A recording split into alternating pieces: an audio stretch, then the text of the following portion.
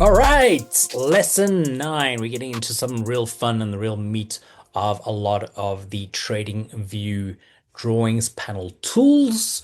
This all part of HineyVersity. Well, hopefully you guys have been practicing drawing some of these trend lines, adding them to your favorite toolbar, getting comfortable with them as well. And even if you've drawn them on whatever it might be, Bitcoin, might be on anything, and then changing the time frame and seeing which of these lines translate to, etc. But for the moment, we're going to keep it simple, stay here on the day and staying on gold. All right, as mentioned, we did cover in lesson 8 and 7, we started covering all of these. We're not going to be talking about all of these different technical, advanced technical and analytical. As mentioned, we're not going to be covering all of these advanced technical analytical tools. This will be in a much later module within HineyVersity. If you have a look at this, all right, this is all to do with Fibonacci. Now, some of you might know what Fibonacci is in nature and in real life. We'll also talk about this a lot in TA. Again, we're not going to be talking about too many of these because, again, this is quite advanced. So for the moment, ignore all of these, all right? Pretty much most of these as well under chart patterns. You might have heard of ABCD patterns. You might have heard of Elliott waves and a few things. Again, very much advanced technical analysis. We don't want you guys to be freaked out. You have to learn how to crawl before you walk, before you run. So make sure that you are getting some good practice in around TradingView and some of the basic tools that we've shown you so far. In this one, which is to do, well, that is just the one that was used last, but this is all to do with projection, volume-based indicators, as well as measuring tools. Now, again, what most of us do look at when we are just using basic TradingView analytical tools is we'll look at price range, at date range. If some of you are looking at trading or are trading, some of you might be familiar with these, but again, not recommended. If you don't know how to spot trade, you're going to have real issues if you're trying to short or long the market. Trust us, you need to know what you're doing because there's so much more at play than just thinking, oh, I'm going to make some money today because I think the market's going down. But if you don't understand time frames, you don't understand indicators, resistance and support, you're going to be in a lot of trouble. So for the moment, let's keep it basic. And again, while there is no keyboard shortcut like some of the others had, you do have the opportunity to add these to your favorites, and we will be doing that shortly. We're just going to have a look at first, what is price range? Now, again, we're on a day chart. This is gold, as we know. Now, what it means, and basically it's a measuring tool, and I will include one third one as well in this lesson 9. Now, because it's selected, all right, it means that you have a starting point, you have an end point, and it's going to measure price range, right? And it's actually a percentage, and you'll have a look at this. So for instance, gold, you'll see here on the right-hand side as I move my cursor, let's say for instance, gold was at $3,402. I'm going to click, and now I want to go up, and I want to see what percentage, since it was at $3,402, did it go to the current price? The current price is that red dotted line. All right. And that is a 24.87% change or $846 change. Now, this is here. It stays here. What do I mean by that? Well, much like all of these other tools, all right, that we use, the cross line, the horizontal, the trend line, or the horizontal ray, or the horizontal line, which is the blue one here, they're all staying there. How do I know? Because they've got little baubles on them, which means that A, I can delete them, I can click on one and I can change it, I can click on this one, I can change the starting point, etc., right? So it stays here permanently like all these other tools have. Now, why would I bring this up? Because the other one we're going to look at in a short while is slightly different and it doesn't stay there. Now, much like all of the other tools, you've got the formatting toolbar that pops up here. And again, something new.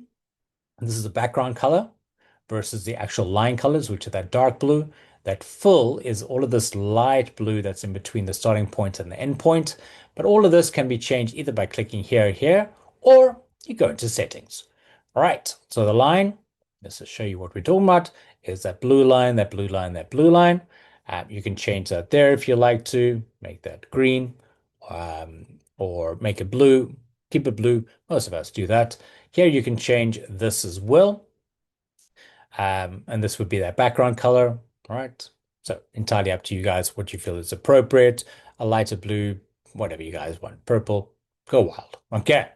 Um, so again, these aren't extended, meaning where I started and where I ended. If we want to extend them, extend all the way to the left, all the way to the right. It gets really busy, so we generally don't do that either. Again, if you need to know the price stats, okay, so that's that little information up there. Uh, Pips, oh, don't know. Okay, so number of pips. Play around, not important, but we generally want to know the percentage change and the price change, or the price range at least. So $636, apologies, not 834 as mentioned. My math is terrible. Let's move this guy out the way. All right, so that's a price change, percentage change, and the pips change. Again, all right. So just need to know those. Keep that in mind. The label background, that would be for that label. If you really wanted it to pop, by all means, do. Up to you guys. I'm going to keep it neutral. Now, the reason why we generally keep this blue and not green or red is because I'm just going to click OK here. If I wanted to change, if I wanted to know how much it went down from that high point to its current point, yeah, you could do an extension like that to see more of it, or you can just have a little arrow. What happens is this also measures the percentage down. So your starting point is a high point to a low point, it measures the percentage down. So gold is currently 2.96% down from its all-time high of $4,380.79. So you can utilize it in both ways, right? That's an upwards percentage change, that's a downwards percentage change. And having a green means that if you're doing having these lines as green instead of blue, that looks like it's a 2.96 percentage good change. Well, I guess it's a matter of perspective, but generally we keep the colors here quite neutral.